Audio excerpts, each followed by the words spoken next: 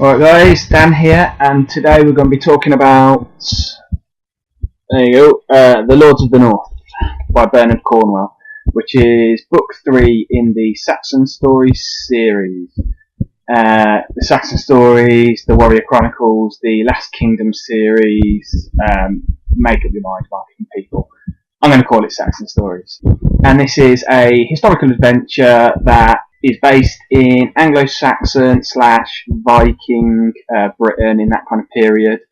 I've done reviews of the first 2 books in the series, and I've also done like a recommended reading video as well, so I'll put the links in the description, you can check them out. But yeah, so Anglo-Saxon Viking period, and it sort of chronicles, the series as a whole chronicles the formation of the Kingdom of England.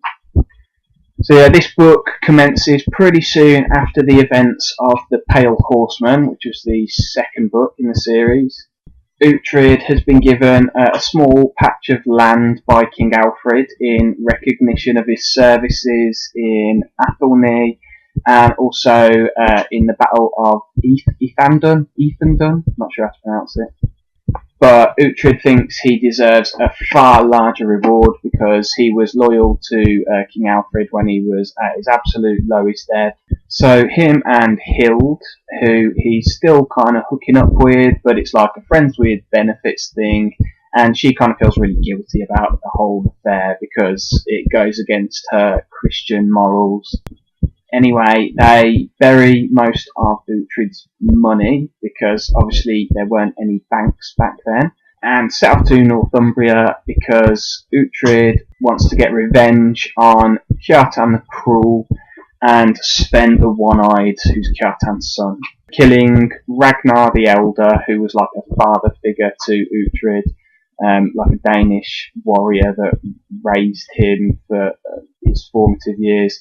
And also Kjartan enslaved, like, as well as killing Ragnar, he also enslaved Ragnar's daughter, Thyra, and has had her sort of enslaved in the fortress at Dunol for like the last two books. And Uhtred also wants to make some progress on his own personal quest, his primary motivation, which is to reclaim his ancestral lands, the fortress at Bebbanburg, which was usurped by his treacherous uncle and arch nemesis Aelfric. So yeah, Uhtred and Hild embark on their journey and quickly end up getting into adventurous / heroic / villainous shenanigans when they meet this chap called Uhtred, who claims to be the king of Northumbria, and this Uhtred quickly enlists Uhtred's help to make his claim a reality.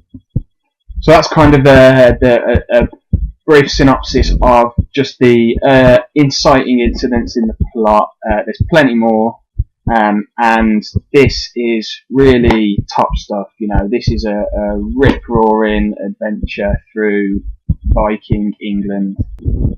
You know, so it's a Cornwell book, the plot is as good as ever, the character of Uhtred is as engaging as ever, but at the same time this book has a bit of a different feel to it to the first couple of novels in the series. And that's because, you know, while the first 2 books were kind of more concerned with the grand overarching narrative of the formation of the Kingdom of England, this one kind of feels, you know, while it's still kind of to do with that, this is more of a personal side quest for Uhtred.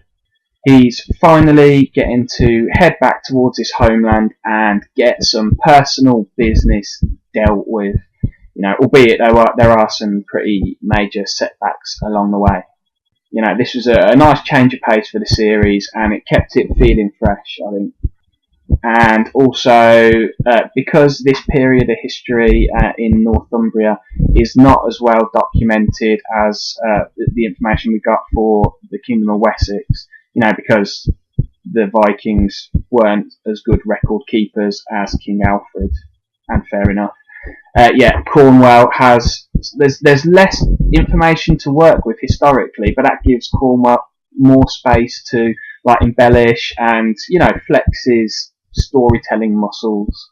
We get reintroduced to some of the like non-historical characters that we've seen before in the series.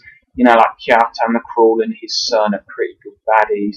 There's Stiappa, who's like always a good sidekick for Uhtred.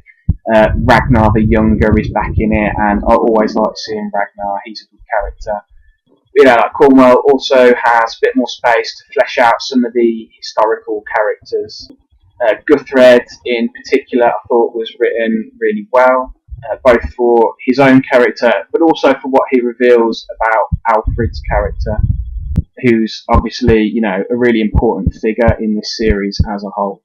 And I think Uhtred's sister Gisela, who Uhtred ends up hooking up with in this book. And by the way, just as a side point, you know, this is like, when this happened I was like, okay, this is like the fifth person in 3 books that Uhtred has like hooked up with. Is this not a bit over the top, you know, Bernard, when you're writing this? And then I sort of thought, actually, you know what? He's 21, and now I think back to, you know, my late teens, early 20s, and I'm kind of like, all right, fair enough. It makes more sense. Yeah. But anyway, I was talking about Uhtred and him revealing about Alfred's character.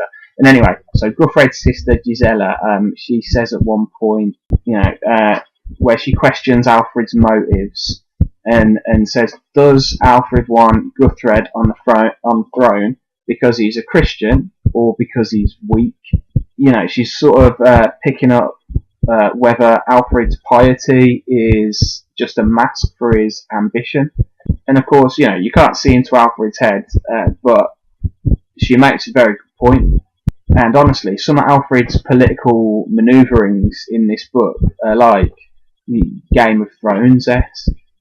And also, Uhtred's respect for Alfred also forces Uhtred to consider how he views him.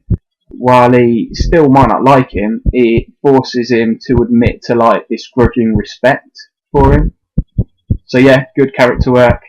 And also I thought the climax for this book was absolutely cracking, edgy as seat stuff. You know, not the actual last chapter, but the penultimate chapter is top quality. It's like absolute chaos, but utterly thrilling.